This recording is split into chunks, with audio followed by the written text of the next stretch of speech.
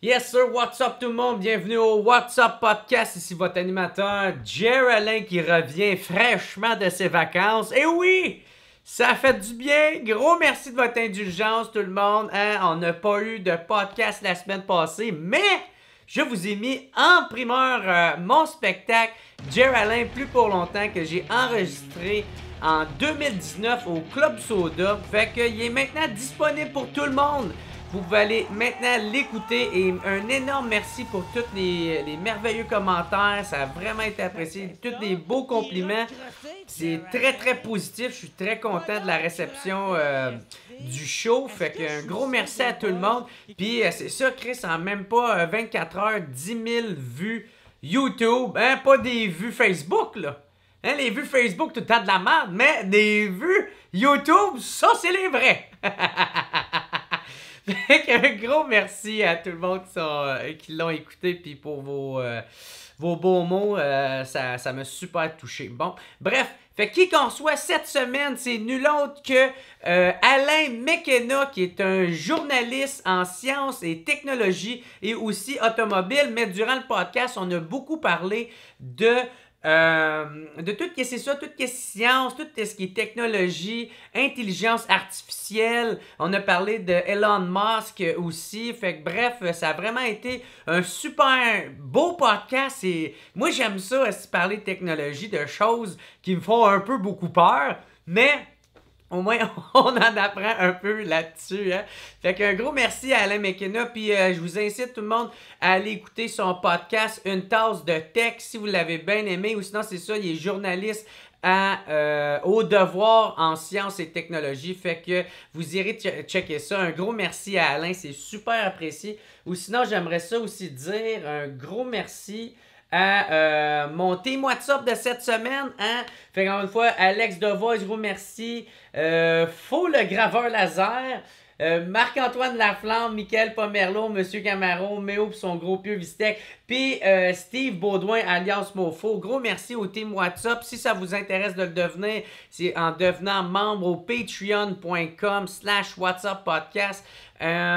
Tous ceux qui sont membres à 25$ et plus, je veux vous nommer comme que je viens de le faire. Ou sinon, avec Team WhatsApp, il y a toutes sortes de forfaits. Il y en a à 3$, d'autres à 4$. Et ça vous permet de voir tous les podcasts qui sont d'avance. Pas besoin d'attendre qu'ils sortent qui sortent en ordre chronologique à une fois par semaine. Et fait que, bref, c'est ça. Vous autres, c'est pas grand-chose. Pour moi, ça fait toute la différence. Fait qu'un gros merci à tous mes membres Patreon. Votre support est super apprécié. Et si vous voulez m'encourager, mais vous pouvez pas le faire de façon financière, ben juste abonnez-vous à ma chaîne YouTube. Abonnez-vous à ma chaîne YouTube.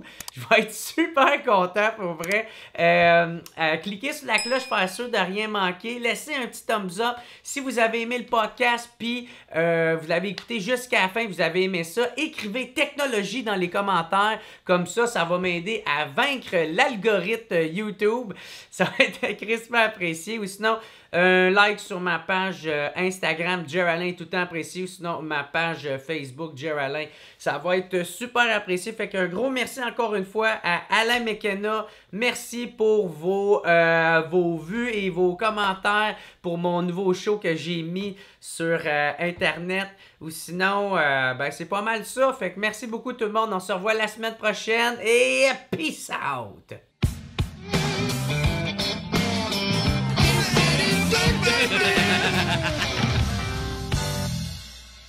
Fait que, what's up tout le monde? Bienvenue au What's Up Podcast. Je suis super content de recevoir Alain McKenna, journaliste en sciences et en technologie.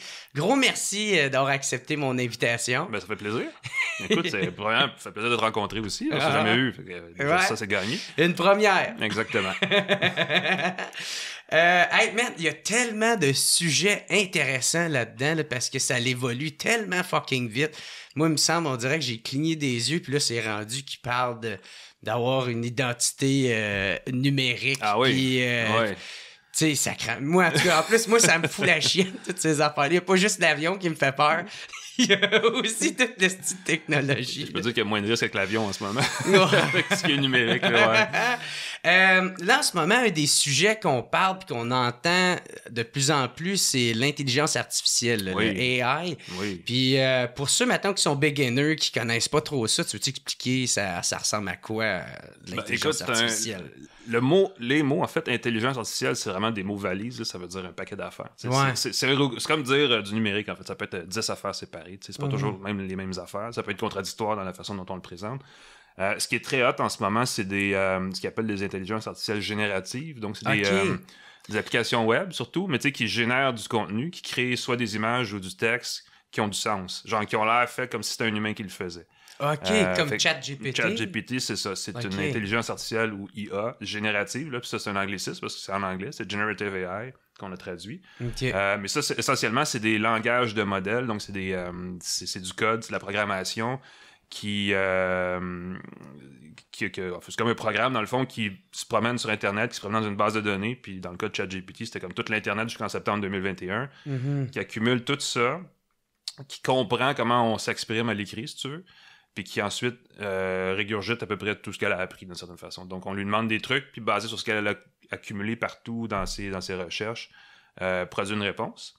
Mais produit une réponse d'une façon qui semble comme si moi je l'écrivais ou toi tu l'écrivais, puis on répondait à quelqu'un de façon tout à fait naturelle. Okay.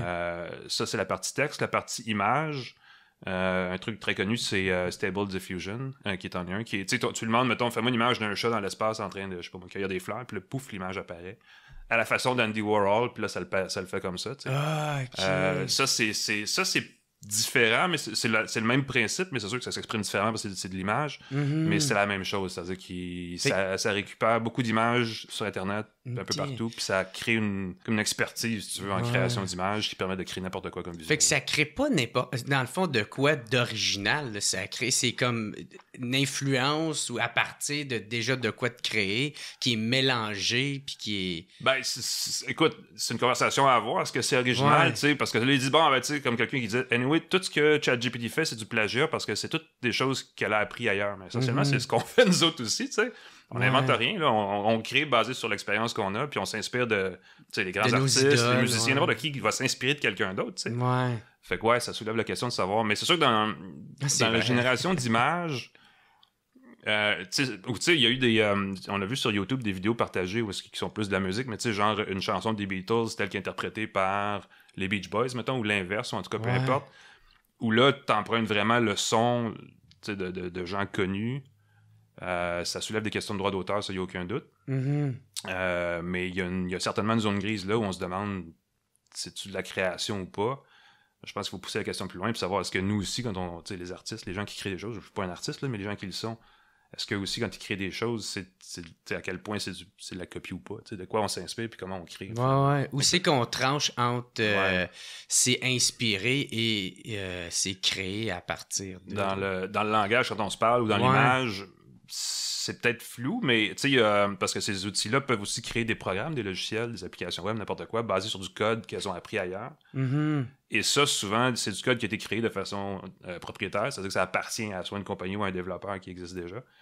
Puis ils reprennent des bouts, puis ça soulève des questions, mais ça, c'est identifiable comme élément de contenu, si tu veux, parce que tu sais que le bout de code, là, ben, c'est moi qui l'ai fait, fait que ça, elle me l'a copié, puis tu sais. Ben, c'est ça. Mais encore là, c'est pas impossible que quelqu'un d'autre fasse la même chose, puis que cette personne-là soit un humain, là, et que ça soulève le même genre de questions. Fait que c'est ça un peu le problème avec les chats GPT, puis... Ben, il y a pas, tu sais, c'est nouveau, fait qu'il n'y a pas de précédent, fait que ce qu'ils font avec ces outils-là... Tu sais, il y a eu du monde là, récemment qui disait c'est pire qu'une bombe nucléaire, ce qui est possible de faire. La fin du monde s'en vient. Elon Musk, c'est ça qu'il a dit. Il y a une couple qui ont bien peur, mais évidemment, ça reste un outil. C'est ce que les gens en font qui va être le problème. Ouais. Et puis c'est un peu comme ça. Comme le nucléaire. Ben, tu sais, il y a des centrales. Tu sais, la plupart des pays en Europe ont des centrales nucléaires parce que c'est ce qui permet de générer de l'électricité. Ouais. Ben, il y en a une couple de zozos qui ont créé des bombes. Là, fait que, c'est un peu la même chose. Ouais, c'est ça, exact. C'est un outil. Est-ce qu'on doit avoir peur de ça, tu sais? Est-ce que, tu sais, c'est legit d'en avoir peur, tu sais? Parce que, il me semble, on peut en perdre le contrôle assez facilement. Ben, c'est sûr qu'il faut pas... il faut toujours regarder un sens critique, là. En avoir peur, je sais pas, mais il faut... tu sais, comme ChatGPT, c'est le fun parce que tu poses des questions puis elle te répond puis ça a plein de bon sens, tu sais. Fait que les gens ont tendance à lui demander des choses qui vont devenir de plus en plus personnelles. Mais à l'autre bout, cette information-là est récupérée, tu sais. Un comptable qui fait passer cet outil-là dans ses résultats financiers ou dans ses affaires fiscales, puis qui dit, tu sais, dis-moi combien je paye d'impôts à la fin de l'année, ben les données qui sont partagées là sont partagées à d'autres personnes. Là. Fait qu'il faut pas se fier à ça à 100% en disant il n'y a pas de problème. Il y a effectivement des possibilités que ce qu'on fait avec soit utilisé à l'autre bout de mauvaise façon. Il y a toujours des possibilités d'exagérer, exactement. Même chose, il ne faut pas nécessairement imaginer que c'est 100% vrai ce que ces outils-là nous produisent, parce qu'ils se basent sur de la récolte, sur des sites web qui sont pas toujours identifiés. Et c'est comme pas toujours compris. C'est comme la probabilité que le prochain mot soit... Exactement. C'est de même oui, ça marche pas mal. Tu as vraiment le bon mot, la probabilité, parce que ce sont des outils probabilistes. Et d'ailleurs, c'est pour ça que souvent, tu poses des questions mathématiques à, mettons, ChatGPT, puis elle n'a pas la bonne réponse. Parce qu'elle ne te répond pas en faisant le calcul, elle te répond basée sur sa connaissance des autres calculs qu'elle a trouvés sur Internet, avec une réponse qui est probablement celle que tu veux. Mais ça s'applique sur tout le reste aussi. Ouais, c'est ça. Fait que c'est pas, elle fait pas le raisonnement, elle fait la probabilité que la réponse qu'elle te donne est bonne. Fait que ça, c'est une petite nuance qui fait qu'il faut pas croire aveuglément ce qui sort de là. À partir de là, il faut voir à quel point c'est utilisé puis intégré dans d'autres choses. Comme la publicité, la communication, marketing, politique ou autre. Justement pour produire du contenu qui pourrait influencer l'opinion des gens. Ça, c'est un autre genre de conversation aussi.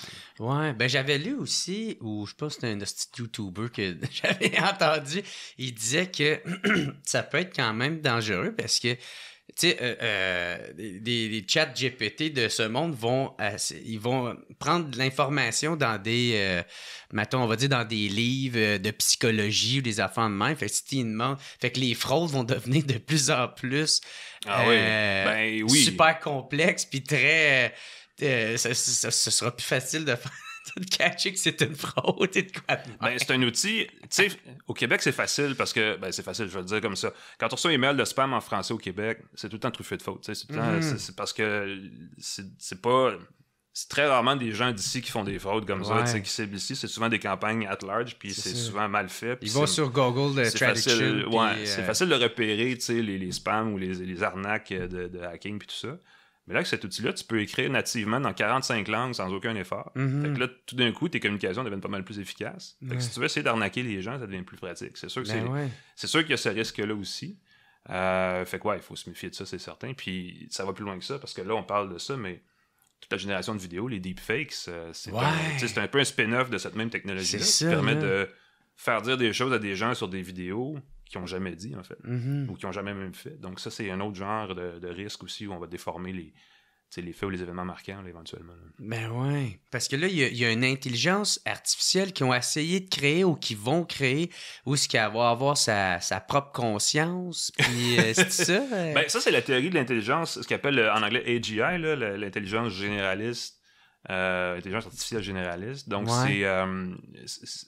qui va pouvoir s'améliorer soi-même. Moi, je te dis ça. C'est ça. C'est un peu le fantasme des gens dans ce secteur-là de dire l'intelligence artificielle qu'on est en train de créer, mettons ChatGPT, tout d'un coup, là, va être capable de elle-même s'améliorer, donc corriger ses propres limites, tout ça, puis de prendre des décisions, devenir vraiment autonome au niveau de sa réflexion. Puis là, on voit le step entre mettons, il y a 1 an où ça n'existait pas, puis là où est-ce qu'on est avec ces outils-là, puis on dit « Wow, c'est une belle progression », tu sais, c'est une progression vraiment en anglais, c'est en hockey stick, là, en bâton de hockey, c'est-à-dire que la courbe est partie. Ouais, c'est quasiment exponentiel. Ouais, exactement. Fait que tu dis, la prochaine grosse étape, ça va être ça, tu sais, mais je veux dire, d'imaginer une application comme ça qui décide qu'elle elle-même est capable de s'améliorer et d'apprendre et de devenir vraiment autonome. C'est un gros step, là. Puis c'est quelqu'un, c'est comme avoir un mononcle qui sait tout, là, tu sais. Tu lui demanderais, elle va te dire comment réparer tes tuyaux de plomberie, comment faire l'électricité, comment faire tes impôts, n'importe quoi, elle va tout savoir, là. Là, ça va être ça peut être le fun, mais ça peut être aussi un méchant problème, là. Ça va être le fun de voir comment... Écoute, moi, personnellement, je pense pas que ça va arriver prochainement, là. Je pense que c'est un rêve. C'est comme la voiture autonome, là, de dire qu'il y a beaucoup de monde qui en développe en ce moment, mais il n'y en a pas une qui fait la job. Comme complètement. Ouais. Fait que peut-être qu'on n'arrivera pas non plus à cette espèce de super intelligence artificielle-là, mais il y a beaucoup de monde qui y travaille. La voiture autonome serait malade pour l'alcool au volant, ça. Je veux dire ceci. La voiture autonome, une fois que tu as la voiture autonome, tu sais, le niveau 5, c'est une voiture sans volant. Là. Fait que c'est juste comme un gros pod sur 4 roues qui se promène. Il n'y a pas Peugeot qui essaye qui vont... Ben, il y a Google qui avait sa voiture, sa petite voiture Google Car. Il y a toutes les compagnies l'essayent. Là. Puis la théorie, c'était une crainte qu'il y avait, puis ça m'a fait rire. C'était un article il y a une couple d'années où il disait le jour où cette voiture-là existe, les cinémas érotiques vont fermer, le porno va éclater parce que tu vas pouvoir être dans ton char, les vitres teintées, puis faire ce que tu veux, dormir, tu sais. Puis ça va tout changer la façon dont on fait bien les choses, incluant les relations sexuelles. Parce que tu vas pouvoir être dans ton char, puis t'as rien à faire. Fait que tu vas, tu sais, t'as plus ta blonde, vous allez vous installer. Fait que c'était comme, waouh, d'un coup, tu sais, ça éclate. Évidemment, on n'est pas encore, on n'est même pas proche d'être là. Ces voitures autonomes ne sont pas encore rendues là, mais tu dis, ça va changer bien des affaires quand ça va. C'est clair que c'est la première affaire que les humains vont faire. C'est comme, une voiture qui se conduit toute seule, qu'est-ce qu'on fait? On fourre dedans! Ben, tu sais pourquoi Internet a fonctionné? C'est parce que l'industrie porno a sauté dessus. Fait que il y a beaucoup de clin d'œil à ça. Mais il y a puis aussi, le VHS versus le bêta. Là. Exactement. Fait que si la voiture autonome voit le jour, puis l'industrie porno saute dessus. Mais moi, je me souviens, il y avait eu une genre de controverse avec quand ils ont essayé de faire. Ben, il y avait 2 intelligences artificielles ils ont dit de se communiquer ensemble puis que ça soit la plus facile possible. OK. Puis après ça, ils ont fini par communiquer ensemble puis ils enlevaient de plus en plus de mots. Fait que là, ils ont carrément, les scientifiques, ils ont carrément perdu le contrôle parce que là, c'était rendu qu'ils se parlaient même pas en mots, mais en signes ou en... Ah, j'ai lu quelque chose là-dessus, en enfant de même. Puis là, ils ont eu peur, fait qu'ils ont débranché les deux, tu sais. Je pense que la leçon dans tout ça, c'est que si ça arrive à ce point-là, on va juste pouvoir les débrancher. Ouais, ben, peut-être qu'il va être déjà trop tard à ce moment. Ben, la crainte, tu sais, l'affaire que je disais tantôt, les chercheurs qui craignent, ben, tu disais Musk, qui est le gars à Montréal, Yoshua Bengio, qui était à l'Université de Montréal, qui est un des grands noms de ça aussi. Puis il y a celui de Toronto aussi. Ouais, le gars qui est anciennement chez Google, Geoffrey Hinton. Ouais, Hinton, ça. Eux, ce qu'ils craignent, c'est ça, c'est que, tu sais, l'intelligence artificielle ou qu'une des instances d'intelligence artificielle, disons, qui existe en ce moment, trouve le moyen de sortir de ses limites, donc de sortir de son ordinateur ou peu importe où elle réside, pour vivre ailleurs, pour que si on la débranche, elle est encore vivante, si on veut, ailleurs, opérationnelle, disons. C'est ça qu'ils craignent, c'est qu'il y a une espèce de bébite qui se sauve comme ça, puis qui deviennent entièrement autonomes, puis qui, à partir de là, décident de faire plein d'affaires qu'on peut plus contrôler. Qui, dans le fond, elle serait consciente, puis elle serait capable c'est ça, d'être totalement autonome. Puis, ben, on a créé, tu sais, la base de ces applications-là, c'est l'apprentissage machine, le terme, c'est ça, c'est qu'ils ils accumulent, puis ils apprennent, ils analysent beaucoup, puis ils tirent des conclusions de ce qu'ils accumulent comme information. Fait qu'on apprend, on a bâti des machines à apprendre, fait qu'ils vont tout le temps apprendre. Fait qu'à un moment donné, ils vont apprendre plus que nous. Ben ouais. Puis c'est là où on va avoir une conversation pas mal plus... plus rapidement que nous autres, là, tu sais. Ben oui, parce que la quantité de données qu'ils ingèrent, c'est fou, là, c'est des... Je pense qu'il n'y a même pas de mots pour dire combien de mégaoctets qu'ils accumulent chaque jour. Là. C'est des machines. Oui, c'est des grosses machines, c'est des grosses banques de serveurs, puis ça attire du jus. Fait que, en tout cas, à un moment donné, ça va peut-être aussi complètement éclater parce qu'il n'y aura juste plus assez de serveurs ou quoi que ce soit pour les supporter non plus. Là. OK. Ah ouais, c'est vrai, ça peut être un autre de leurs problèmes. Mais ça, il y avait les chercheurs, c'est quoi? Ils ont signé une lettre? Hein? Il y en a qui ont signé une lettre, mais j'ai vu ça dans tes articles. Il y a eu 2 lettres. Il y en a une très longue, la première, je pense que c'était au mois de mars ou avril là, qui a été publiée, où là, ils expliquaient que ça prenait un cadre plus législatif ou quelque chose pour, ou même pas le législatif, mais strictement que les compagnies qui font de la recherche et développement arrêtent de la R&D spécifiquement sur ces systèmes-là d'IA générative, si tu veux. Ça n'a rien donné, évidemment. Parce qu'un des signataires, c'est le gars qui s'occupait d'OpenAI, qui est le ChatGPT, qui est un des plus gros. Ouais, exactement. Ouais. Puis l'autre, ça fait pas tellement longtemps, c'était juste une phrase, en fait. C'était juste comme 22 mots. C'était pas vraiment une lettre tellement qu'un tweet, là, mais c'est peut-être pour ça que Musk l'a signé, parce que c'était assez court. Ouais. Mais c'était un peu... Mais tu sais, c'est comme des communications choc, là. Il n'y a pas de solution. C'est juste dire, on a un problème, il faudrait comme y réfléchir à une solution. Puis évidemment, après ça, d'autres spécialistes ont répondu un peu, ont réagi, se sont opposés à ça en disant peut-être qu'il faudrait pas être aussi alarmiste. Parce que même s'il y a un problème, peut-être que de pousser vers une espèce de panique, c'est peut-être pas la solution non plus. Parce que c'est ça, Sam Altman, tu disais ça dans ton article, c'est que lui, il y a un bunker. Ouais, il y avait un profil de lui dans le New Yorker, là, il y a pas tellement longtemps, où il expliquait que lui, il a tout ce qu'il faut pour survivre. Parce qu'il fait partie des millionnaires, multimillionnaires survivalistes. Là, c'est une grosse tendance, entre autres en Californie puis un peu partout dans le monde. Là. Il y a son bunker, il y a de la bouffe, il y a des guns, il y a tout ce qu'il faut. Si la fin du monde arrive, lui, il est prêt. Des antibiotiques. Là. Ouais, c'est ça. Puis fait que tu te dis, coudonc. C'est un style de vie particulier. Évidemment, on voudrait tous être multimillionnaires. on pourrait faire des niaiseries comme ça aussi. Parce que lui, c'est ça. Lui, sa grosse crainte, c'est que l'humanité, elle se fasse exterminer soit par une guerre nucléaire, soit par un virus pandémique ou une intelligence artificielle qui... Ouais, ben ils sont... perd le c'est contrôle, c'est une théorie de pensée, le long-termisme, où en fait, c'est ce qui est...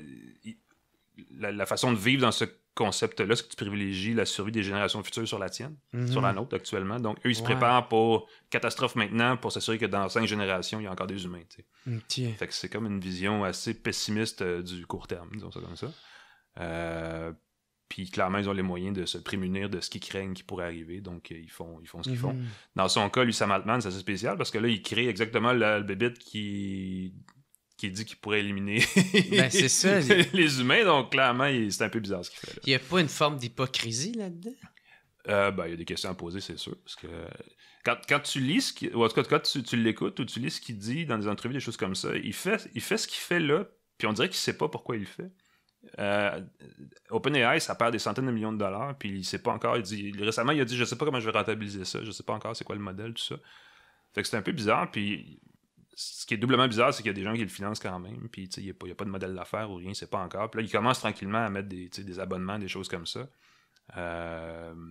Mais la façon dont tout ça va revirer va être intéressante pour voir justement s'il va finir par faire de l'argent ou si on ne sait même pas si c'est ça son but, parce que ses finances personnelles sont pas liées ou sa fortune personnelle n'est pas liée au succès d'OpenAI, parce qu'il y a de l'argent en banque puis il est correct.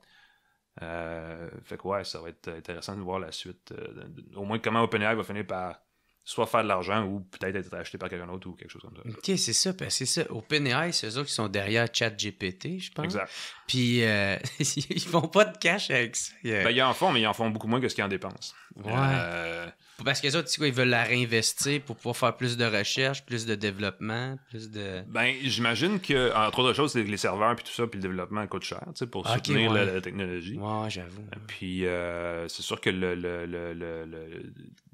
OpenAI, pas OpenAI, mais ChatGPT, puis même DALL-E, qui est leur truc générateur d'images, sont accessibles gratuitement. Donc, ils font pas d'argent, tu sais. Par opposition à ce que ça coûte, c'est vraiment, ça rapporte très peu. Fait que, probablement qu'ils espèrent, puis ce serait pas bête, là, mais de créer l'engouement qui fait qu'après ça, ils pourraient créer un modèle d'affaires, puis ça pourrait devenir payant éventuellement. OK. Un peu comme avec Facebook, là, tu sais, qui est genre, dans le fond, qui a tout le temps été gratuit, mais qu'on a fini par être nous. Oui, ben c'est ça. Nous Ben, qui est tu le vois, produit, tu sais. au début, Facebook, c'était pas rentable. Ils sont rentrés en bourse à un moment où c'était en train de pivoter vers une grande profitabilité, puis c'est là qu'ils ont explosé après, parce qu'ils ont trouvé le modèle publicitaire qui venait avec et tout ça. Mais ça pourrait être effectivement s'inspirer du même modèle. OK, dans ce sens-là. Est-ce que ça va être quoi le modèle? Ça peut être de l'abonnement, de la pub, ça peut être bien des affaires, on ne sait pas encore. OK. Ouais, c'est ça. Je me demande aussi, qu'est-ce que tu penses de Elon Musk, tu sais, parce que on dirait qu'il y en a plein qui l'aiment, d'autres plein qui l'aiment pas. Oui. Il essaye d'être, dans le fond, de pas avoir à rendre des comptes à personne. C'est un peu ça, son oui, affaire. effectivement. Il veut pas se faire imposer de limites, ça, c'est certain. Il a fait des choses quand même, tu sais, je veux dire, bon, OK, il était impliqué dans PayPal, donc ça, c'est un truc. C'est même qu'il a eu sa fortune. Ça a commencé là. Je pense pas qu'il tu sais, il dit que ses parents étaient pas très riches, mais je pense que ses parents étaient quand même assez à l'aise, là. Les débuts de l'histoire sont peut-être pas super clairs, mais effectivement, il s'est lancé, il a PayPal, il a vendu un truc avant ça aussi, mais rendu après PayPal, là, il s'est impliqué dans Tesla. Un truc à propos de Musk et de Tesla, c'est que c'est pas lui qui a fondé Tesla, il est embarqué après. Évidemment, il a aidé à lancer la patente, mais la technologie, c'est une autre personne qui, tu sais, la façon dont les voitures ont été conçues puis tout ça. Okay. C'est une autre personne qui est restée très modeste, dont on entend très peu parler, qui s'appelle Martin Eberhard, qui lui est dans son coin, il fait ses trucs. Mais quand il est arrivé chez Tesla, ça a effectivement bien marché. Ce qu'il faut savoir pour Tesla, c'est que c'est peut-être le seul nouveau constructeur automobile en Amérique du Nord depuis 40 ans là, qui a réussi à percer puis qui n'a pas fait de faillite ou qui n'a pas eu de mise en quoi que ce soit. Donc ça, c'est assez exceptionnel parce que c'est une industrie qui est très conservatrice. Il est arrivé avec la technologie électrique, tout ça, auquel personne croyait dans l'industrie. Fait qu'il a quand même renversé bien des affaires. Puis aujourd'hui, si c'était pas du succès de Tesla, on ne parlerait pas d'auto électrique bien. On serait encore pogné à discuter de comment on peut se sortir du pétrole puis je te fous pas quoi. C'est lui qui a amené ce compétiteur-là, dans le fond, dans le marché. Il l'a pas amené comme tel, mais il l'a rendu crédible. Ouais, c'est ça. Parce qu'il n'était pas tout seul à pousser dans ce sens-là, mais il a réussi à cimenter, disons, un certain... Premièrement, la base, c'est que Tesla existe et prend en ce moment fait de l'argent. évidemment, des gens vont dire, bon, ils ont aussi réussi à faire de l'argent parce qu'ils vendaient des crédits de carbone aux autres constructeurs en Californie, puis ils ont fait le même, puis ça, c'est une autre conversation. Mais ultimement, ils sont en train de flipper l'industrie au complet vers l'électrique, puis ça, c'est peut-être ultimement une bonne affaire. Ouais. Mais là, on était aussi en train de créer un autre problème, là, avec les affaires de lithium, les piles, puis ouais, ben ça commence à sortir. Là. En tout cas, c'est sûr que si tout le monde... La technologie de pile va évoluer aussi. Là, les matériaux vont changer. Fait que les matériaux critiques sont peut-être aussi nécessaires dans 10 ans qu'ils le sont en ce moment. Il y a peut-être trop d'autos sur la route, peu importe le moteur qui est dedans. Là, c'est ça. Il y a peut-être moyen de revoir comment on gère notre mobilité. Si on veut atteindre les cibles qu'on s'est fixées en termes de réduction des émissions puis tout ça, puis c'est les gouvernements qui les ont fixés basés sur des études du GIEC et tout ça. Va falloir changer des habitudes quelque part parce que tout le monde a un char et tout le monde s'en va en ville en même temps dans chacun sa voiture. C'est peut-être un modèle qui est un peu au moins au niveau de la patience des gens qui est pas dedans parce qu'on est tous fâchés, on arrive au bureau parce qu'on a tous été payés dans le trafic, mais aussi au niveau plus social, plus large.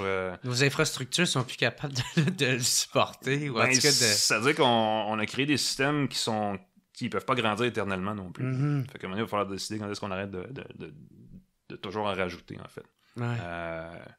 Fait que ça, c'est un problème, mais c'est aussi un peu le succès de Tesla. Puis Musk a aussi lancé SpaceX, qui, elle, n'est pas en bourse, c'est une compagnie privée. Il est détenteur d'une grosse partie de SpaceX, puis ça vaut des milliards. Fait que ça ajoute à sa fortune, mais c'est une petite révolution dans le monde spatial. Il me semble qu'il y avait tout mis là-dedans. Il y en avait eu beaucoup. Si ça plantait, genre rendu à troisième lancement, il perdait tout. Il a joué beaucoup, il a risqué beaucoup.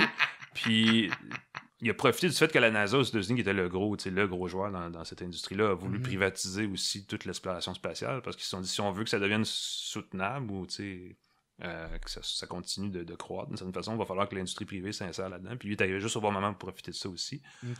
Puis avec ses fusées, il a réduit le prix, le coût que ça demande pour envoyer des satellites dans l'espace, des choses comme ça. Puis là, on commence à penser à l'exploration spatiale pour aller chercher des minéraux dans des astéroïdes, puis ça fait le même. Donc vraiment, ça a ouvert une nouvelle porte. Il pense à ça aussi. Pour vrai? Sérieusement, genre? Il y a plein d'affaires. Puis là, évidemment, avec la pandémie, il y a bien des affaires qui ont pris le bord. Mais tu sais, il était question de tourisme spatial, créer des hôtels dans l'espace, des choses comme ça, pour justement explorer, utiliser l'espace comme un endroit où tu peux créer de la business. Là. Puis, Musk était un peu, évidemment, il poussait un peu dans ce sens-là parce que ça fait l'affaire de sa compagnie. Mais ça a quand même été permis par des innovations qui ont été mises de l'avant par SpaceX. Il a quand même fait 3-4 affaires comme ça. Puis évidemment, comme il est très vocal, il s'exprime, puis il est très polarisant quand il s'exprime, entre autres sur Twitter, il s'est créé une communauté de gens qui croient beaucoup à ce que lui dit ou ce que lui fait. C'est quelqu'un qui est assez politisé, qui a des vues politiques assez claires, puis il n'hésite pas à les partager, fait que c'est sûr que ça crée de l'opposition. Il y a des gens qui sont d'accord, des gens qui sont pas d'accord, tout ça, fait que ça crée un personnage qui est assez coloré. Et pourtant, quand tu l'écoutes, c'est ça, c'est que et en même temps, il y a des formations à travers, quand un tweet, c'est tellement ça manque un peu de profondeur. On se comprend. Là, c'est ça. Fait que c'est sûr que si tu l'assois ici, tu choses avec 1 heure, ça va être probablement quelqu'un de très sympathique. Mais tout résumer ça dans un tweet, peut-être qu'il va être mal compris, puis ça va donner quelque chose d'un peu bizarre, mais ça va partir en dérape, comme c'est souvent le cas. Ouais. Parce que ça, lui, il y a comme genre plein de projets. Là, comme, il y a aussi Starlink. Là, qui fait partie de SpaceX, t'as raison. C'est ça, tu avais parlé dans ton article, justement. Parce que lui, son but de ça, c'est de... En tout cas, à première vue, c'est de pouvoir rendre l'Internet à des communautés qui peuvent pas le recevoir parce qu'ils sont trop éloignés. C'est un bel exemple de quand on disait qu'il veut pas de limite, c'est que Starlink, ça utilise des satellites qui sont en orbite, qui sont, je pense, c'est 300 km dans les airs, peu importe. C'est peut-être moins que ça, je sais plus. Mais c'est des milliers et des milliers de satellites, donc ils sont pas tous dans un seul pays, ils répondent à aucune frontière, donc les ministères ou les départements ou les autorités locales qui s'occupent des télécommunications, comme au Canada, c'est très encadré parce qu'on veut pas que des joueurs étrangers viennent s'implanter au Canada dans le télécom. Ce gars-là, il peut faire ce qu'il veut parce qu'il y a personne qui peut lui dire « Hey, tasse ton satellite, c'est mon territoire, ça n'existe pas dans l'espace. » Ouais, ça t'appartient pas. Fait que lui, il dit « Moi, je crée un réseau mondial. » On l'a vu quand il y a eu le début de la guerre en Ukraine, là, quand la Russie a commencé à envahir l'Ukraine, il a comme offert de la bande passante aux Ukrainiens pour qu'ils puissent communiquer, garder le contact. Parce que les Russes, la première chose qu'ils ont essayé de faire, c'est de faire tomber les réseaux. Ouais. Hein? Fait que ça devient, tout d'un coup, tu fais wow, ce gars-là, il a comme une influence concrète dans des conflits géopolitiques, conflits militaires, tu sais, des affaires de même. Ouais, c'est rendu ça, là. C'est un autre niveau, tu sais. Puis ça appartient à ce gars-là. Fait qu'il y a personne qui a le contrôle là-dessus. Fait que c'est sûr que ça inquiète bien du monde qui sont comme wow, c'est un électron libre dans toute cette patente-là. Fait que ouais, ça crée un autre. Pour lui, c'est un autre vecteur de croissance, tu sais, mais pour bien d'autres mondes, c'est comme oups. Mais ça, en même temps, c'est un peu ça l'Internet aussi. Ça a été créé comme ça à l'époque. C'était un réseau qui échappait au contrôle de tout le monde puis qui ne pouvait jamais tomber. Tu sais, le concept d'avoir des serveurs partout, quand c'était créé par le centre de recherche américain à l'époque, c'était pour dire, s'il y a un centre, s'il y a un point dans le réseau qui tombe, le reste du réseau peut se repatcher quand même. Mm-hmm. Puis ce qu'il fait là, c'est qu'il reproduit ce modèle-là, mais à une échelle incroyable, à l'échelle mondiale complète, dans l'espace. Dans l'espace, c'est ça. Puis là, il disait que dans le fond, c'est ça, c'était fait pour le monde qui sont en région éloignée, mais s'ils décident, ils pourraient juste... Oui, c'est comme ça qu'il a convaincu le gouvernement canadien d'arriver au Canada, de dire, je vais connecter les régions dans le nord, entre autres choses, où la bande passante, la haute vitesse n'est pas vraiment existante encore. Mais, ces satellites sont partout, là. Il n'y a rien qui l'empêche le matin de dire, je tourne la switch à on, puis je connecte tout le monde, puis tu as un Internet de bonne qualité, là. Le débit exact est variable, mais tu as un bon Internet chez vous pour 20$ par mois, puis on pose plus de questions, puis ça s'en va direct chez Starlink. Fait que là, les fournisseurs, les Bell, Vidéotron, tout ça, ils ont aucun recours contre une compagnie comme ça, là. Ouais. Mais en même temps, peut-être qu'ils arrêteraient de nous crosser. En tout cas, j'assume mes propos toute seule. On le sait que ça coûte cher. Pour rien, tabarnak, puis ça pourrait coûter États. pas mal moins cher. Puis souvent, s'ils refusent de... Je veux dire, tu parles de Bell, il y a tellement de monde qui déteste Bell, il y a tellement de monde qui déteste Vidéotron, bon, tu vois. C'est comme un peu... C'est comme des équipes de hockey, là. Il y a du monde qui prennent pour un pour l'autre. Puis c'est sûr qu'ultimement, c'est pas une bonne stratégie pour... si un joueur étranger arrive puis coupe les prix puis tout, il risque de perdre bien du monde. Là, moi, j'ai tellement de problèmes avec Vidéotron, là, mais en même temps, je pense que tous les services, c'est de la grosse merde. Puis t'as tout le temps des problèmes avec tous les services. Il n'y en a pas un meilleur que l'autre. C'est toute de la grosse crise de dèche. Ça coûte cher, c'est ça qui est le problème. Si c'était comparable à ce qu'on paye quand on va ailleurs, ça serait déjà pas pire. Mais moi, c'est parce que je suis quand même un client difficile. Moi, là, je regarde toutes mes factures, puis s'il y a un 5 cents de plus, moi, je vais appeler, puis je vais pas engueuler la personne parce que je veux jamais m'en prendre à un commis, là. Mais tu sais, la façon que j'y parle, je veux que mon message il se rende. Il faut, puis à la limite, il faudrait que tout le monde le fasse parce que. D'ailleurs, je pense qu'un des principaux problèmes de Bell, c'est qu'ils ont des problèmes avec leur facturation, ils facturent toujours tout croche. Ah, sacrément, man. Donc, il y a un moment donné, c'est ça qu'il c'est respecter le client, facture-les adéquatement au minimum. Là. Ben oui, tabarnak. Mais, puis là, c'est ça, dans ton article, tu avais parlé du transhumanisme. Ah oui? Ça, le transhumanisme. Ça, c'est d'autres choses, ça. Ouais, tu veux-tu me parler, c'est quoi ça? Ça a l'air sharp, on dirait un film de science-fiction. Il tombe un peu là-dedans quand il commence à parler de son... c'est Neuralink, là, la puce qu'il veut mettre dans le cerveau des gens. Mm-hmm. Il y a un gars qui a financé... Un des gars qui a financé Facebook, Peter Thiel, qui est un de ces gens-là qui croit à ça, c'est cette notion qu'on peut dépasser les limites humaines avec la technologie, mais tu sais, vraiment à un niveau comme pété, le genre... je pense que Peter Thiel, il est comme lui, il croit à la transfusion sanguine pour vivre éternellement, on a fait de même. Et ça, c'est peut-être un peu caricatural, mais ça donne une idée du courant de pensée. C'est de dire qu'on peut faire des choses pour vivre vraiment, vraiment, vraiment vieux avec la technologie ou avec des applications auxquelles on pense pas en ce moment. Cette notion de s'insérer une puce dans le cerveau, c'est peut-être une façon aussi d'aider à diagnostiquer des choses puis à rendre le corps humain plus efficace contre des maladies ou contre le vieillissement, des affaires de même. Et c'est un peu vers ça qu'il y a des gens... J'imagine qu'à un moment donné, tu as tellement d'argent que tu sais plus trop quel genre de défi relever, puis que ça, c'est le défi ultime, là, de combattre la mort. Là. Fait qu'il y a des gens qui sont rendus là. Ah ouais. C'est assez épatant. Tabarnak, j'espère qu'ils vont pas mixer ça avec le Botox, puis... Ah, ben là...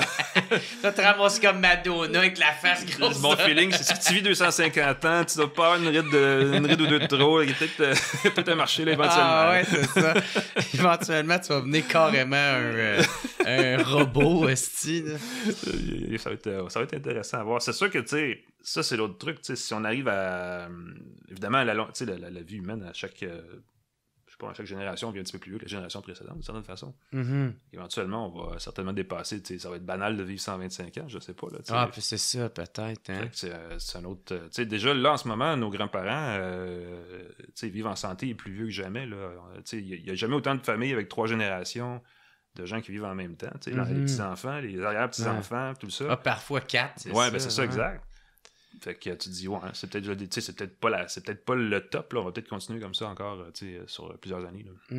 Est-ce qu'ils ont commencé à faire des pratiques ou des recherches ou des... ils ont-tu fait des expériences, je veux dire, comme pour essayer d'avancer là-dedans? T'en as-tu entendu parler? J'ai pas entendu parler de grand-chose. À part mais Neuralink. il y a Neuralink qu'on voit, on entend un petit peu parler. Je pense qu'on va en entendre parler beaucoup dans les prochaines années parce que, de mémoire, là, son objectif à Elon Musk, c'est d'avoir quelqu'un qui a une puce dans le cerveau avant la fin de la décennie. Puis il me semble que la FDA l'a approuvé aussi. Ça se peut. C'est pas... Écoute, je sais pas ce qu'il a approuvé ou pas, là, mais c'est sûr qu'il faut qu'il jette un œil puis il va probablement se conformer parce qu'il veut... il y a des applications médicales probablement qui sont assez évidentes, là, qui nous échappent. Moi, je suis pas un spécialiste de ces... Rendu là, ça sort beaucoup de mon domaine, là, mais il y a peut-être des choses qui sont simples qui peuvent aider. Ne serait-ce que pour la motricité, pour des gens qui ont des mobilités réduites ou des choses comme ça. Là, ouais.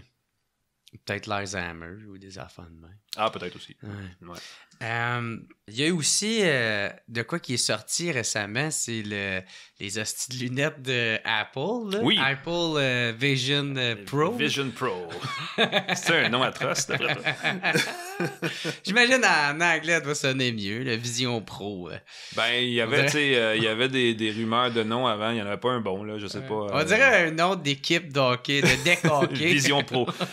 Ben, je veux dire, parce que, tu sais, il faut que tu passes chez l'optométriste pour faire ajuster les lentilles avant de le porter, le casque, puis ça sonnait comme une chaîne d'optométristes. Vision Pro, là, genre, tu sais, Grèche, c'est Vision Pro, tu sais, il y a quelque chose là. Ouais. Une compagnie de porte et fenêtre. Ouais, aussi, tu sais, toujours propre, tu peux voir dehors.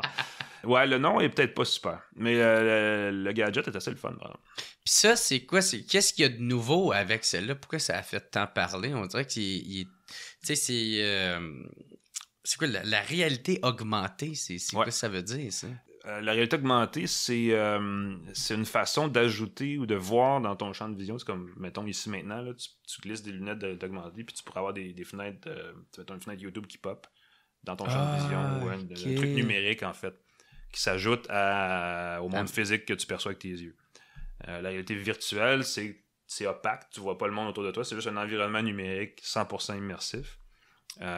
Et ce qu'Apple propose, c'est les deux combinés, c'est-à dire que tu peux avoir un environnement entièrement virtuel, donc tu vois pas ton environnement, il y a une petite roulette sur le casque que tu tournes, puis là tu tombes en réalité augmentée, c'est-à-dire que tu vois ce qu'il y a autour de toi, tu peux voir les gens ou les murs ou peu importe, et là-dessus ça affiche des données numériques, et c'est ce qu'ils appellent, comme ça combine les deux, de la réalité mixte, parce que ça mixe les deux. Ok, c'est pour ça. Mais Chris, man, me semble, il est épouvantable, le casque pour la réalité augmentée, tu sais, c'est... Avec une petite lunette. Probablement que ça s'en va par là. Parce que c'est comme dire, tu sais, le premier téléphone cellulaire Motorola qui était gros comme un bottin téléphonique. Puis tu mettais ça comme ça. Avec l'antenne. Ben oui, c'est ça. Tu sais, on est rendu avec des affaires grosses comme ça, là, comme un iPhone. Là, fait que tu te dis, laisse-leur 20 ans, puis peut-être que c'est ça qu'on va avoir, des lunettes tout à fait ordinaires. Ou une lentille. Ah, ben ça sera encore plus spectaculaire. Un verre caractère, ouais. Ou carrément le style puce Neuralink dans la tête. Ah, ben là, c'est ça. Là, tu vois, ça se rejoint. On sait pas. Revient Mais clairement, il y a quelque chose quelque part qui va finir qu'on va voir des affaires qu'on devrait pas voir normalement. Puis là, c'est ça. Ça a quand même beaucoup fait parler. Parce que là, il parle aussi d'informatique spatiale. Ouais, ben là, c'est Apple. Là. Ils donnent des noms à tout parce qu'ils veulent pas qu'on utilise les mêmes termes pour leurs trucs qu'on utilise ailleurs, mais c'est... OK. C'est de la réalité mixte. C'est un peu ce que Meta, là, Facebook, essaie de faire avec les casques Quest là, qu'ils ont, qui étaient anciennement des casques Oculus. De dire, ben, t'es dans cet environnement-là, et tu peux faire comme tu ferais avec un ordinateur. Tu peux ouvrir tes emails, tu peux ouvrir un document Word, puis là, tu peux jumeler un clavier à tout ça, puis tu peux travailler. Mais tu sais, sans vraiment avoir l'ordinateur, puis le quincaillerie, mais en ayant vraiment juste comme dans l'espace virtuel dans lequel tu te trouves, les fenêtres des applications appropriées pour faire ça. Là. Puis là, c'est quoi? Y aurait-tu comme genre un clavier virtuel qui apparaîtrait dans l'écran? Puis non, ben, dans le cas d'Apple, c'est un clavier, tu jumelles par Bluetooth, dans le fond, un vrai clavier pour ton ordi, mais au casque. Physique. Là. Comme tu peux le faire avec un téléphone aussi, dans le fond. Là. C'est le même principe. Fait que tu aurais des périphériques. Mais tu joues dans le virtuel. La même chose avec les jeux vidéo, parce que les applications du casque vont être les mêmes applications que l'iPad. Puis il y a déjà des jeux sur iPad. Fait que tu pourrais charger les jeux sur le casque, elles vont popper en avant de toi dans l'espace. Puis là, tu jumelles un contrôleur. le contrôleur Xbox, mettons. Puis là, tu peux jouer à des jeux vidéo dans l'espace comme ça. Puis c'est ça, dans le fond, eux autres sont en compétition avec Meta.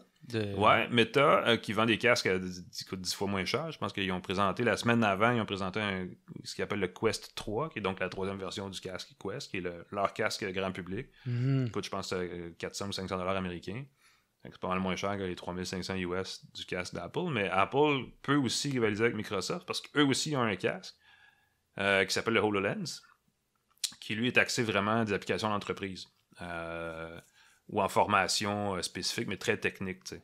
Fait que je pense qu'Apple, avec son casque, en parlant d'informatique spatiale, vont cibler le marché des entreprises, mais peut-être pas le même genre de personnes en entreprise que ce que fait Microsoft, mais c'est un peu plus à ce niveau-là, je pense qu'ils vont concurrencer. OK, puis Meta, c'est quoi? Ils visent plus le marché du jeu? Ou, ouais, c'est du jeu grand public. OK. De là, son prix crissement inférieur. Ouais, je dirais, puis je résume hyper grossièrement, mais peut-être que Meta puis Sony se chicaneraient un peu plus, puis Apple et Microsoft se chicaneraient un peu plus, parce que Meta est dans le jeu vidéo, puis Sony a un casque avec la PlayStation, le PSVR. OK. Puis ça tombe plus dans le même genre de jeu, de marché, si tu veux. Puis c'est peut-être plus le même genre de clientèle aussi. Là. OK. Puis aussi, il disait qu'il y avait la technologie Optic ID, là. Comme... Oui, ben là, ça, c'est parce qu'à un moment donné, c'est ça. Pour 3500$, faut que... Il y a des caméras dans le casque qui regardent tes yeux. Tu as 2 caméras pareilles. Puis qui analysent un paquet d'affaires, notamment où est-ce que tu regardes, puis tout ça, mais qui va aussi identifier tes yeux, puis qui peut te reconnaître comme le lecteur d'empreintes sur les téléphones ou sur les ordinateurs. Là. Et qui là va pouvoir, à partir de là, certifier dans le fond que c'est toi qui autorise une transaction.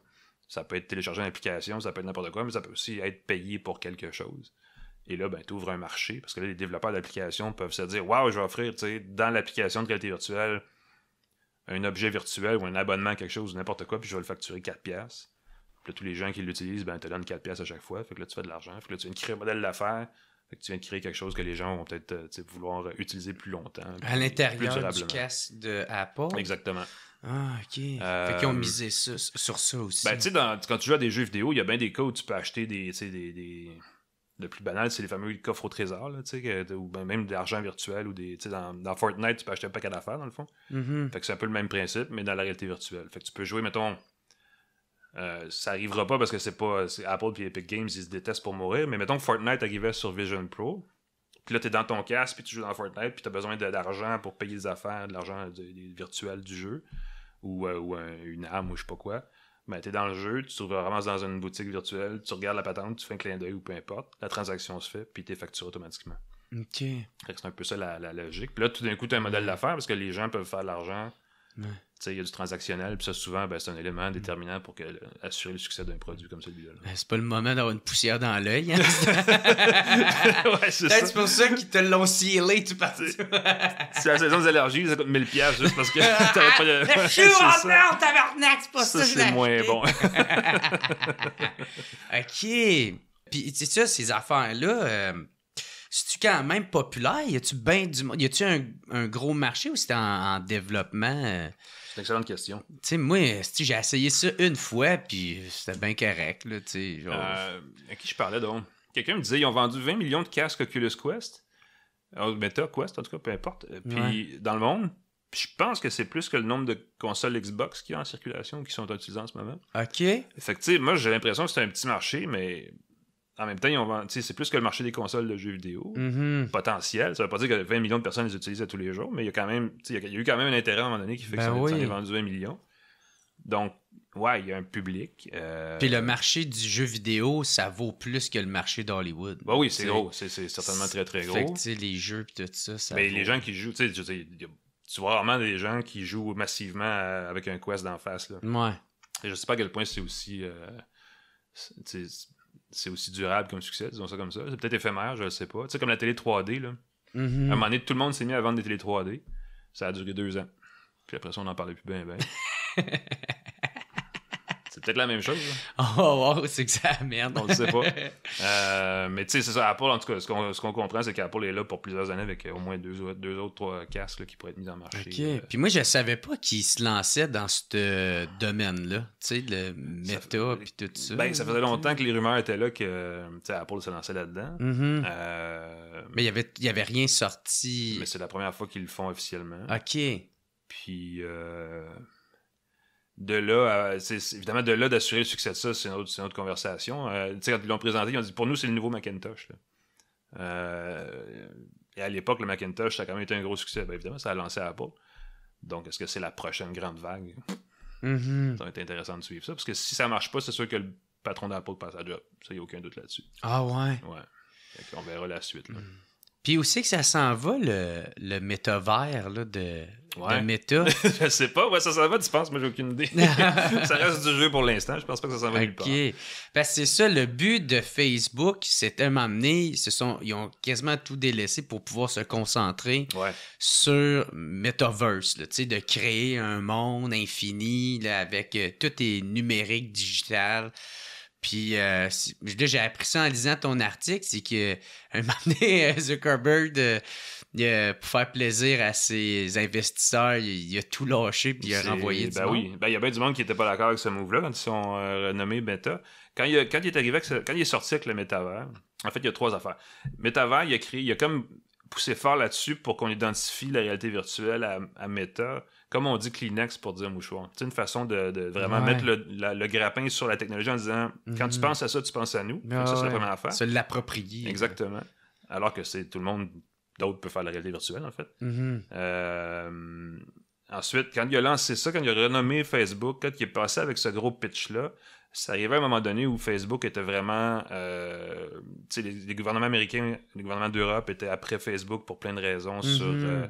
le journalisme. La question de la gestion des contenus numériques. Il y avait, les données. Il y avait un restant de Cambridge Analytica là, qui avait été pris avec la manipulation publicitaire, tout ça. Ouais, l'influence dans l'ingérence dans les élections américaines. Ouais, fausses nouvelles, tout le kit. Fait qu'il sentait qu'il avait besoin de changer le discours, tu sais, de vraiment... Puis clairement, il a réussi parce qu'après ça, il s'est mis à parler que de métavers. Ouais. Il a quand même annoncé qu'il allait investir plusieurs dizaines de milliards de dollars au fil des 10 prochaines années là-dedans. Fait que ça, il y a bien du monde qui ont trouvé ça pas super brillant parce qu'ils trouvaient pas que ça allait avoir un succès commercial évident. Ou ça, c'était vraiment sur le long terme. C'est un gros risque, mais c'était quand même juste une fraction des revenus. Tu sais, ils ont pas mis toute l'avenir de la compagnie sur la table en disant c'est ça ou c'est rien. Ils ont vraiment pris une partie parce qu'ils font vraiment beaucoup d'argent, Facebook. Mais il a comme tellement insisté là-dessus que ça a peut-être tanné des gens qui étaient plus des investisseurs traditionnels qui voulaient juste que la business continue comme elle allait déjà. Conservateur. Ouais. Puis là, en voyant comment l'intelligence artificielle a vraiment explosé depuis l'automne dernier, en voyant que la valeur de Facebook avait beaucoup baissé en bourse, il a dû probablement dire je vais changer ma stratégie puis on va parler plus d'intelligence artificielle parce que clairement c'est là où en ce moment il y a des gains faciles à faire. Puis ça fait plaisir à bien du monde qui ont des actions de Facebook parce que le titre a popé beaucoup depuis le début de l'année. Puis là, ils parlent beaucoup moins de métavers. Ils ont quand même lancé un nouveau casque il y a même pas un mois. Là, fait que ça veut pas dire que c'est mort. Ouais. Ça veut pas dire que c'est fini, mais l'espèce de mouvement de tout au métavers, là, c'est clairement plus ça qui se passe en ce moment. Puis, mettons, est-ce qu'ils ont quand même réussi un petit peu à créer leur univers digital puis tu peux être promené là-dedans ou pas encore, pas en tout? C'est pas un univers, mais c'est un paquet d'applications. Ouais. C'est un peu pêle-mêle, c'est un peu mal... Il y a beaucoup de bugs. c'est pas 100% bien ficelé. On l'a vu, puis ça a fait rigoler bien des gens, mais quand t'es dans l'environnement avec ton casque, puis tu te représentes toi-même, t'es un petit bonhomme qui est coupé au nombril, t'as pas de jambes. Okay. Ça fait rire bien du monde. Fait que il y a des éléments comme ça qui sont... C'est un petit peu maladroit, disons ça comme ça. Fait que c'est pas tout le monde qui embarque, à juste ce titre. Fait que ça donne ce que ça donne. Puis ça rend la chose très... Ça enlève du sérieux, fait que c'est pour ça que c'est plus... On a l'impression que c'est plus pour les enfants ou pour les joueurs, ou c'est pas... tu vois personne s'asseoir au bureau, mettre ça, puis commencer à aller travailler dans un environnement virtuel. C'est pas comme, mettons, Apple essaie de le pousser ou comme même Microsoft le fait. OK. C'est ça, parce que c'est pas la première fois qu'on en parle de ça, là, de créer un univers virtuel. Non, ça a déjà été... En fait, tu sais, la réalité virtuelle, tout ça, c'est une autre façon de parler d'environnement numérique immersif, dans le sens que tu embarques dedans à fond. Tu sais, Fortnite, c'est un environnement numérique immersif. Minecraft, à l'époque, Second Life, là, quand, je pense en 2009, quelque chose de même, où tu allais... Puis quand Second Life a vu le jour, c'était une application pour PC, c'était vraiment comme weird, c'était pas de la très grande qualité.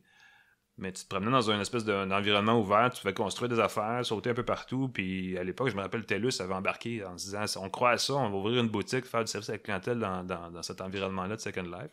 On n'appelait pas ça de la réalité virtuelle, mais c'était vraiment un environnement numérique immersif. Puis ça fait au-dessus de 15 ans. Là. Fait que c'est... Ça date pas d'aujourd'hui. Non, ça fait des années. Puis j'en parlais l'autre jour de voir, puis on disait, les premières manifestations, c'était les années même 60-70.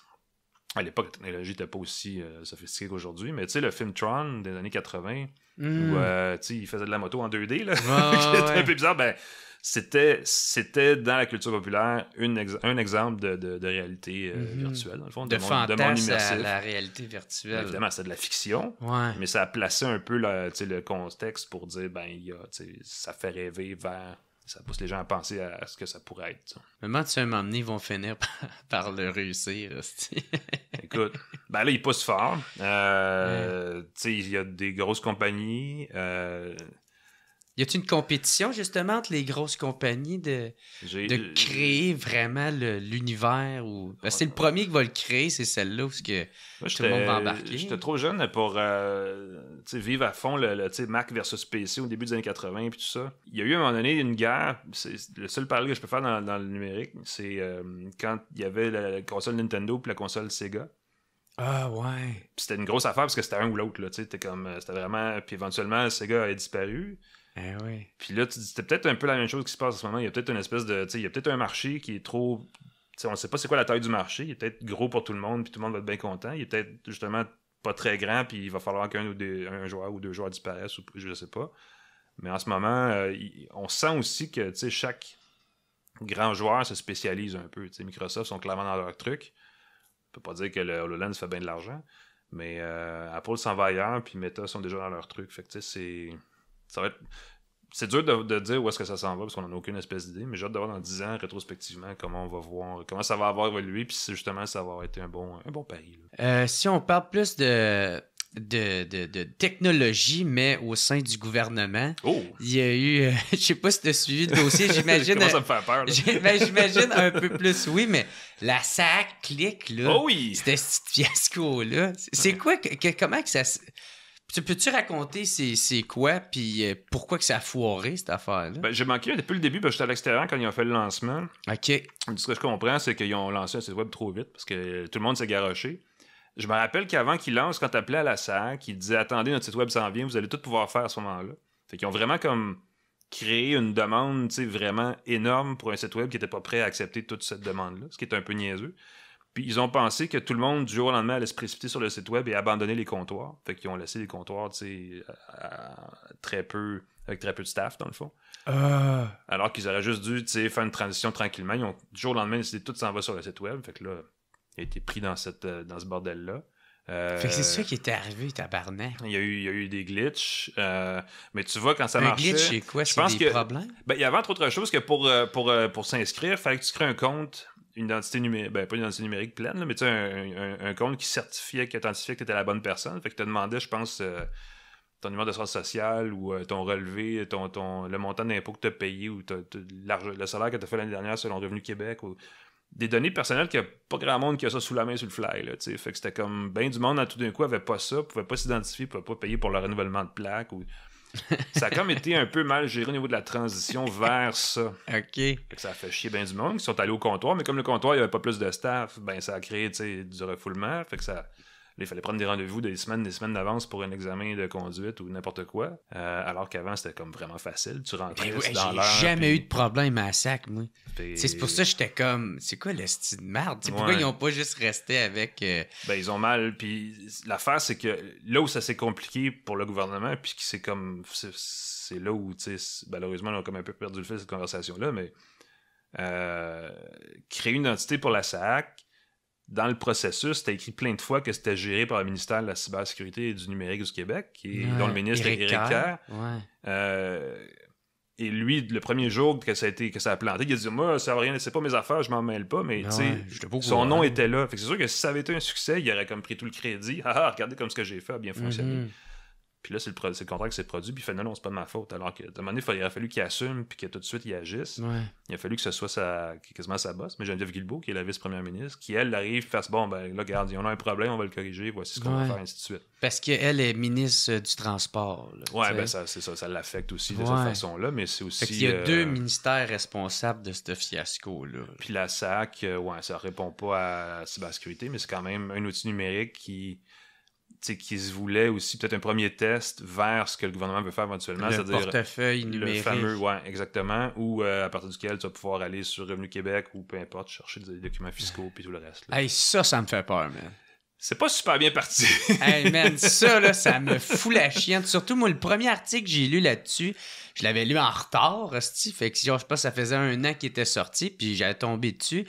Puis là, il parlait de le futur de ça. Dans le fond, qu'est-ce qu'eux autres ils aimeraient que ça soit, le gouvernement. Puis c'est ça, une transition vers un portefeuille numérique où c'était tous les documents nécessaires là-dedans, ainsi que les cartes de crédit, Puis là, première affaire que moi j'aime pas, c'est que je veux pas perdre l'argent comptant.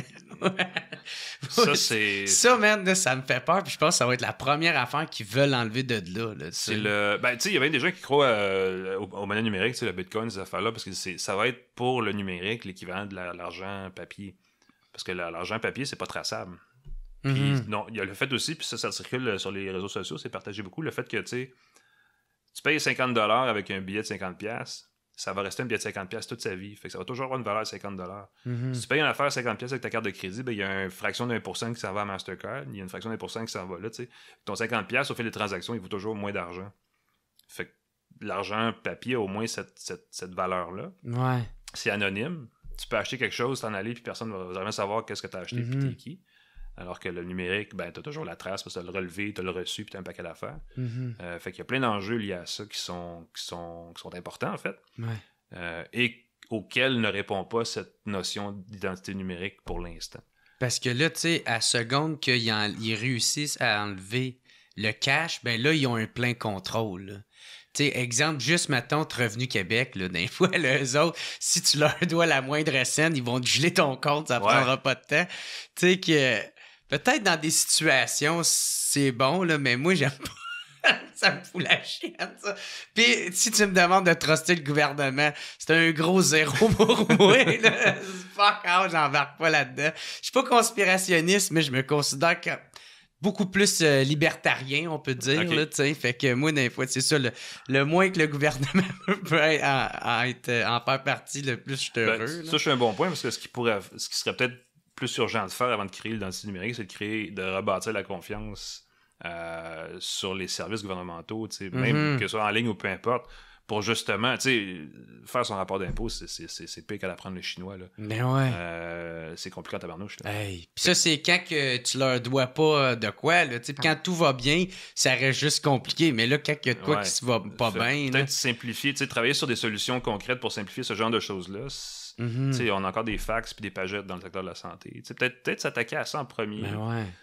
Puis là, bâtir la confiance, puis à partir de là, dire, bon, peut-être qu'à partir de là, on peut créer des outils numériques plus sophistiqués, mais ouais, attaquer la question de... Parce qu'il y a bien du monde qui se méfie du gouvernement à juste titre, parce qu'il y a des cas d'abus ou d'erreurs ou peu importe. Ou de la fraude, tu sais, comme ma tante, là, tu parles de rentrer le numéro d'assurance sociale. Une chance qu'ils ont rajouté l'affaire de mettre le dernier montant que tu as fait l'année dernière, quoi de même, parce que là, avec la fraude de Desjardins...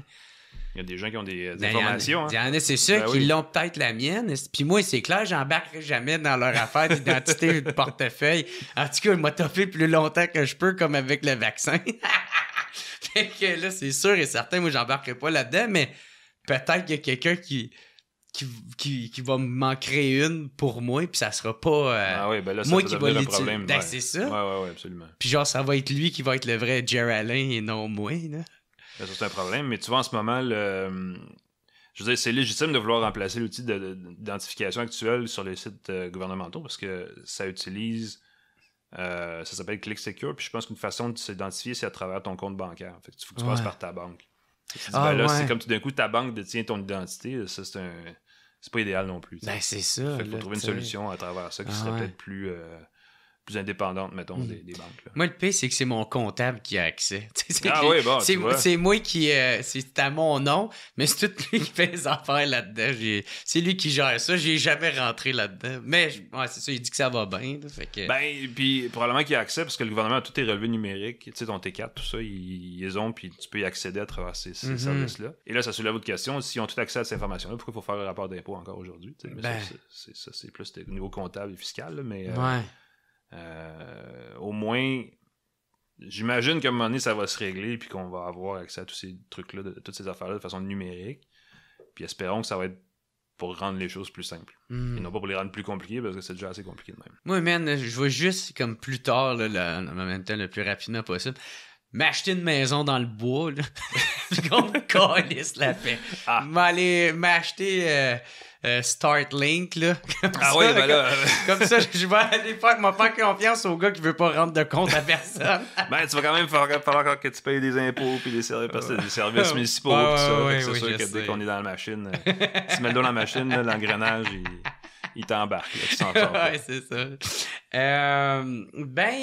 Je pense pas mal ça, là, tu sais, on a pas mal tout parlé de qu'est-ce que ça me tentait de parler. Okay. On pourrait y aller aussi avec le dark web. OK. Parce que, mais en même temps, je sais pas tant qu'est-ce qu'on pourrait dire de ça. Moi, je connais pas ça. On dirait juste le nom, ça me fout la chienne. Là, le dark web, dans le fond, c'est quoi? Ben, c'est des forums, c'est des endroits, c'est des sites, c'est des endroits où tu vas, où en fait, des gens qui ont des affaires pas super legit à faire vont pour s'échanger des informations ou du contenu ou plein d'affaires. Pendant un bout de temps, je pense que tu vas t'acheter de la drogue là, aussi, des affaires de même. Peut-être encore aujourd'hui. Là. Je suis pas un visiteur fréquent du dark web, moi non plus. Je suis jamais vraiment allé depuis je sais pas combien de temps. Mais c'est quand même un marché noir dans le fond de plein d'affaires. OK. Puis c'est comment ça fonctionne? C'est pas l'Internet ou c'est... Ça fait partie de l'Internet. Ça fait partie tu passes par les réseaux. Comment ça fonctionne? Il faudrait demander à un utilisateur fréquent. J'imagine que tu te connectes à travers un serveur sous quelle forme, je sais pas. C'est web, je sais pas. Mais si j'avais inventé ça, probablement que je créerais un forum qui est pas web, là, qui est genre juste un forum texte comme dans le temps. Là. OK. Ça, c'est toujours l'affaire avec Internet. C'est que ça a été créé puis ça a été utilisé par des gens qui voulaient...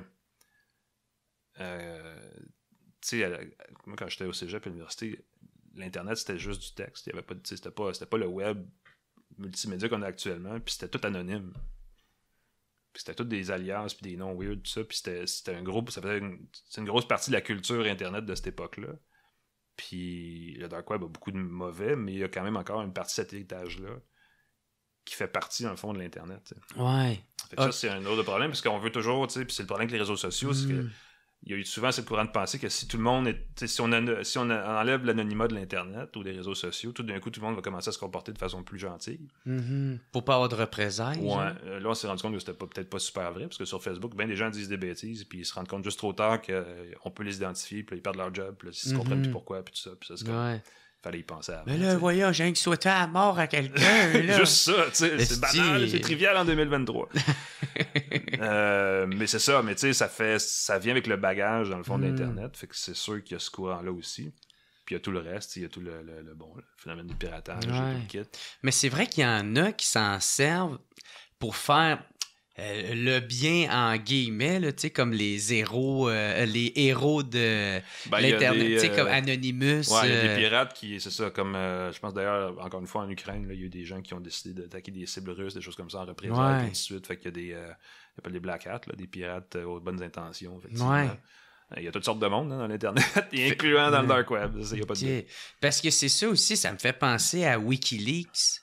Tu sais, il y a eu ça que lui, dans le fond, il a réussi à avoir des documents, ou des messages ou des vidéos qui incriminent justement le gouvernement des États-Unis. Puis il y en a bien qui le voient comme étant un héros.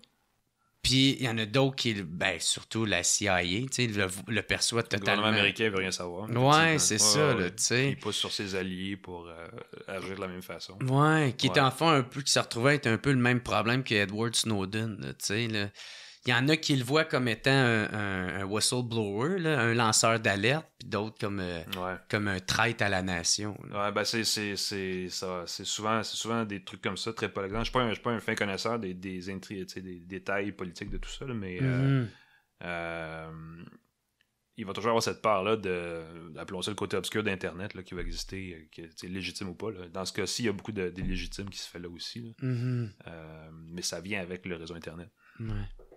Hey, Alain McKenna, thank you, mon gars, man. C'est tristement apprécié.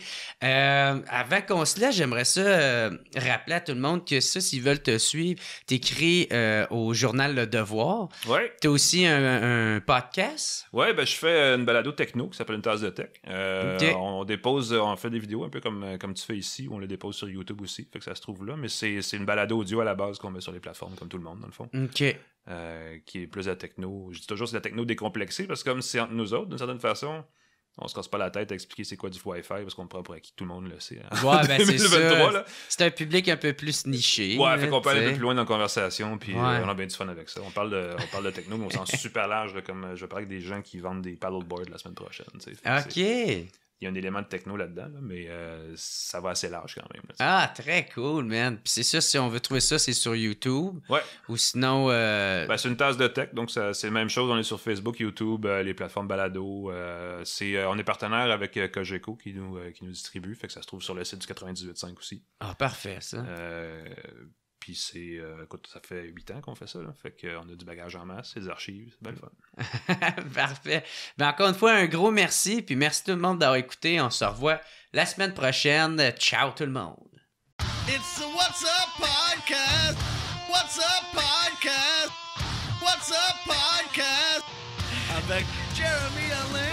Yeah, yeah, yeah, yeah, yeah, yeah. Poum, poum, poum, poum, poum.